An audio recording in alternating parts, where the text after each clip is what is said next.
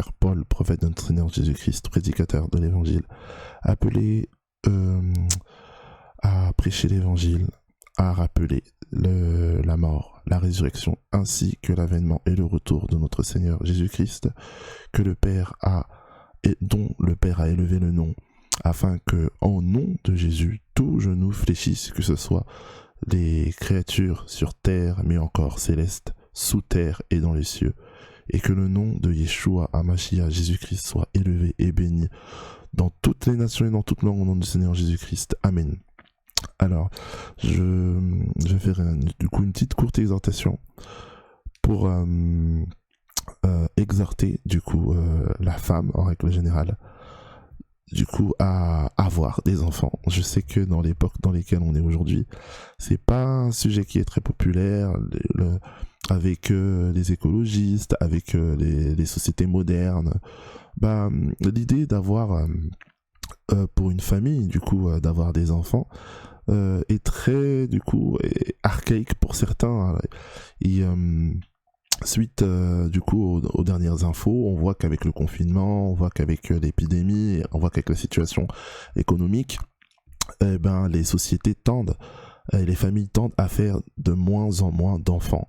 Il y a une dépopulation particulière dans les pays développés. C'est pour cela que j'aimerais vraiment faire cette exhortation afin d'exhorter les femmes sont les premières concernées, mais du coup les familles, les maris, les époux, ainsi que la femme, du coup, parce que c'est elle qui va porter la vie, à faire des enfants. Alors, en ce qui concerne l'homme et la femme, puisque quand on parle du coup de fécondité, c'est vrai que la femme a cette grâce-là, elle a reçu du Père la bénédiction de donner la vie, elle a reçu la bénédiction quelque part de créer la vision, de matérialiser la vie, donc la supériorité de la lumière sur les ténèbres.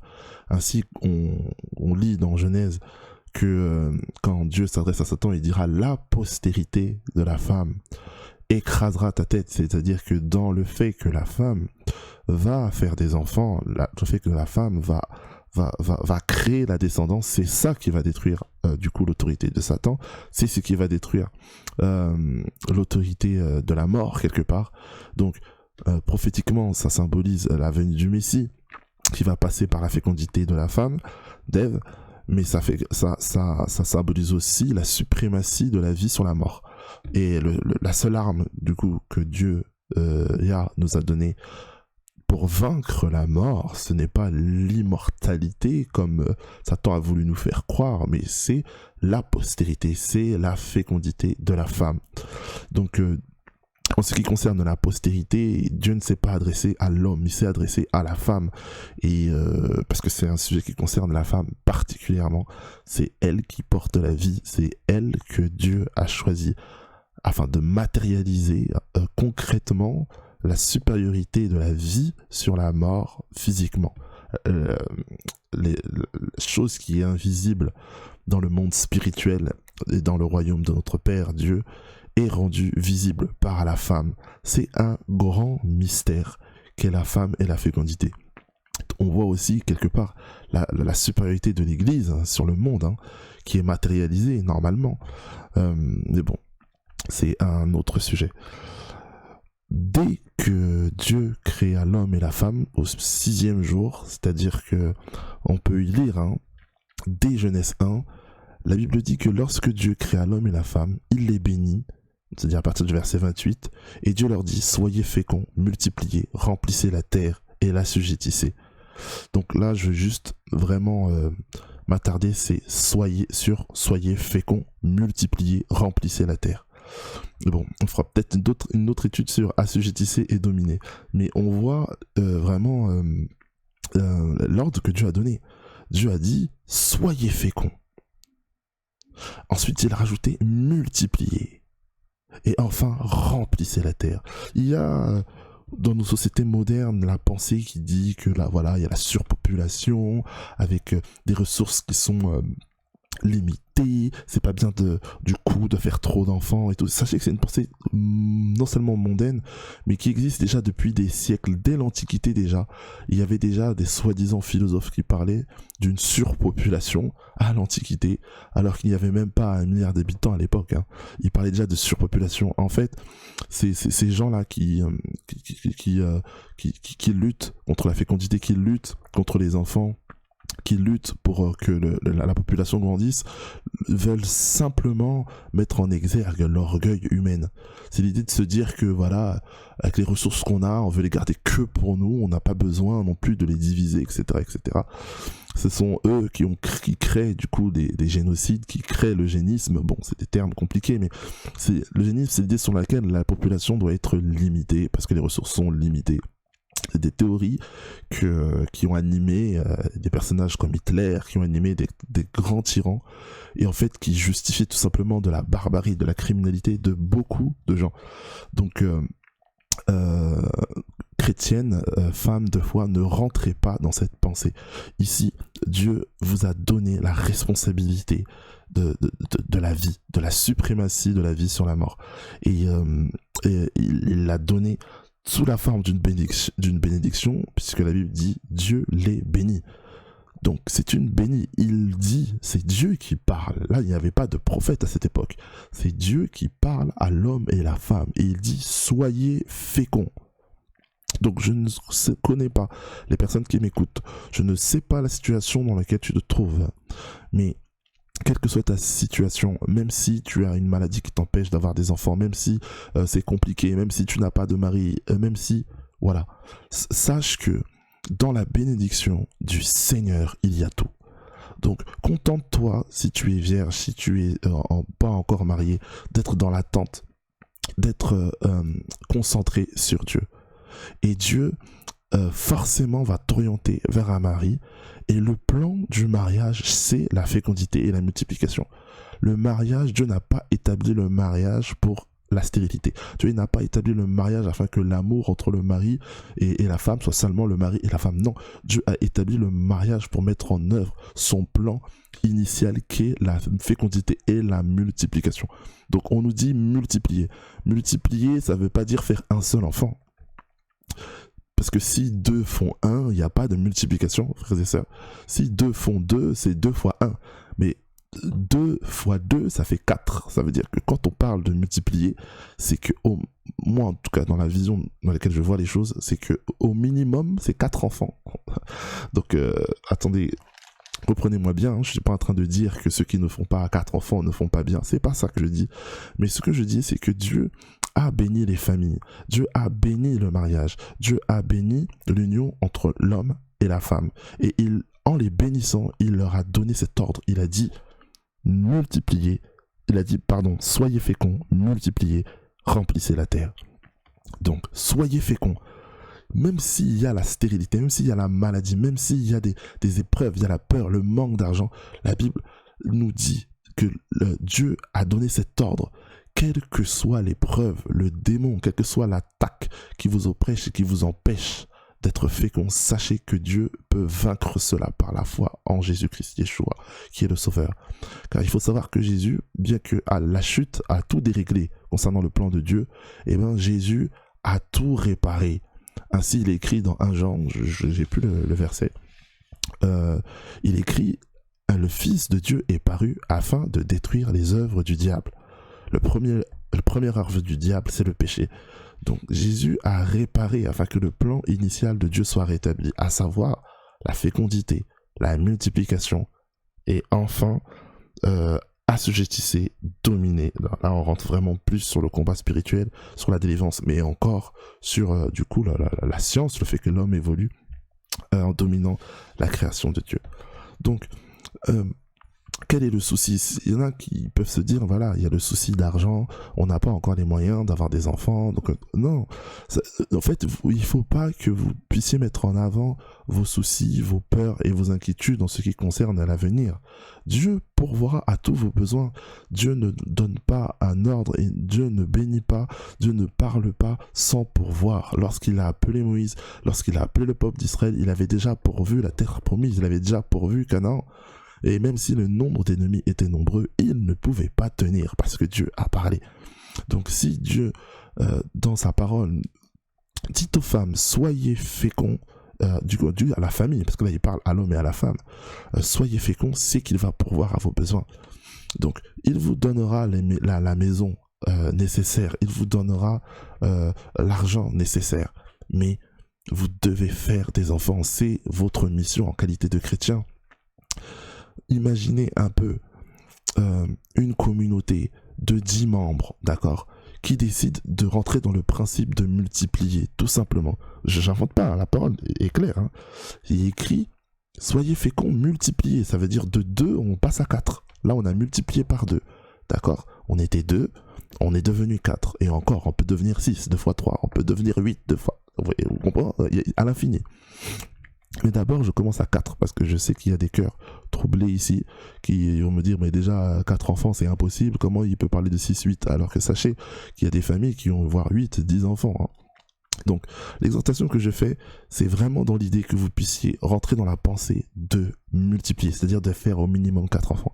Vraiment, Dieu va pourvoir à vos besoins, il va pourvoir dans vos maisons, il va pourvoir à votre argent. Ne vous inquiétez de rien, faites simplement ce que Dieu vous demande. Et il faut aussi associer, mesdames, là je parle surtout à vous, puisque c'est souvent vous qui êtes dans l'angoisse, qui avez peur, voilà, il faut les habits pour l'enfant, faut ci, mais il faut associer au plan de Dieu le contentement. L'enfant que vous allez avoir n'est pas obligé d'avoir toutes les marques, d'être à la mode. C'est une tendance mondaine qu'on voit encore de plus en plus aujourd'hui.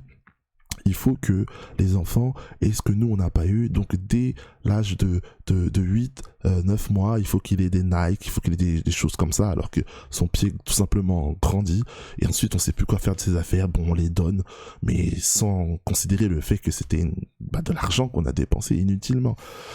Donc tout ceci, ça doit être entré dans votre esprit, d'accord?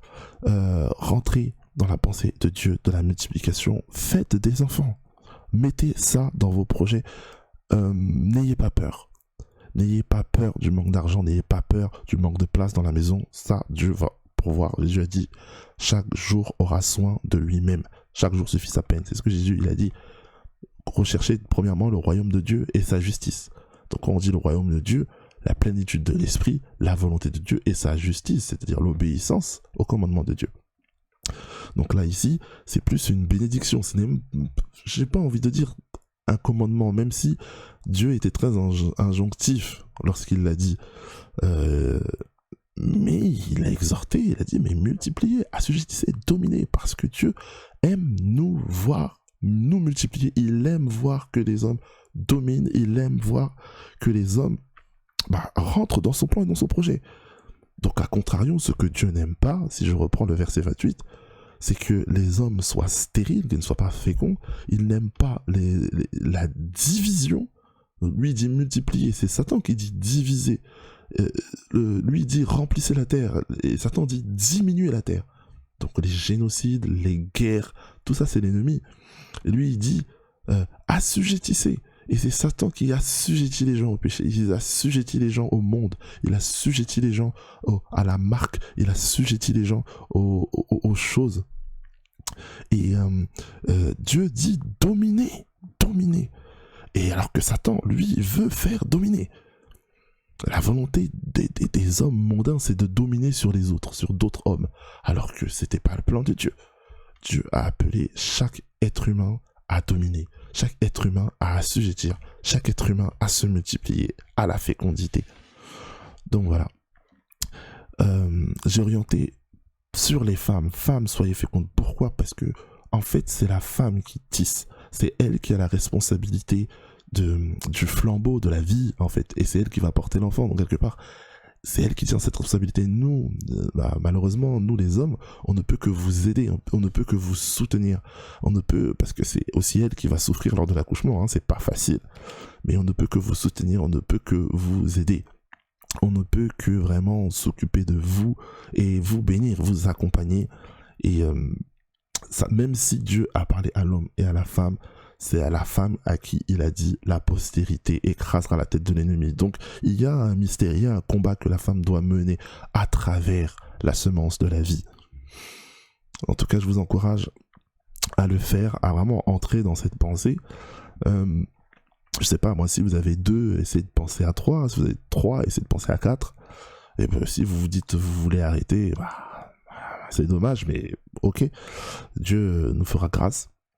Mais sachez que si vraiment la communauté, si vraiment tous les chrétiens fidèles dans la foi, concrètement, ceux qui obéissent vraiment au Seigneur Jésus, qui marchent dans la sanctification et à son retour, rentrer dans le principe de multiplication, j'ai fait quelques calculs dans ma tête, mais après, on va dire un siècle, c'est-à-dire 2-3 générations, ben, il y aurait une telle masse de chrétiens qu'il y aurait plus des lois, certaines lois qui seraient votées, il y aurait, je pense qu'on pourrait même faire naître un réveil simplement si les chrétiens comprenaient et rentraient dans ce principe-là de la fécondité et de la multiplication. Donc bien entendu, à ça, j'associe bien entendu tout ce qui est contre l'avortement, tout ça, c'est le péché, c'est la volonté de l'ennemi à vouloir éteindre la vie. Donc bien entendu, il n'est pas permis en qualité de chrétien d'être dans ces choses, mais au contraire, il est recommandé par Yah lui-même de rentrer dans le principe de multiplication. Donc voilà, j'espère que en tout cas ça, à défaut de vous avoir fait changer d'avis sur le fait d'avoir plus ou d'avoir, si vous voulez pas, si vous êtes dans le cas où vous en vouliez pas, ça vous aura fait réfléchir sur le fait d'en avoir plus, sur le fait d'entrer dans cette vision, et que vraiment que Dieu vous bénisse et vous accorde la grâce de comprendre, même au-delà de ce que j'ai dit à travers cette étude, quel est le mystère qui s'attache à la fécondité de la femme. Donc là, j'ai dit dans Genèse 3.15 et dans Genèse 1.28. Et pourquoi, en fait, Dieu a-t-il accordé autant d'importance à cela? Et c'est extrêmement important. Donc moi, dans ma pensée, multiplier pour moi, c'est un couple, vous êtes 2, jeunes ou non mariés, bien sûr, c'est un couple marié, c'est pas un couple avant mariage, donc c'est-à-dire des personnes matures qui travaillent, qui ont quitté le domicile parental, donc mariés, qui font au minimum 4 enfants. Donc ils se sont multipliés par 2. Et du coup, ils sont dans la bénédiction de Genèse 1.28. Donc voilà. Soyez bénis et que Dieu nous accorde sa grâce, sa miséricorde et son amour à toujours. Amen.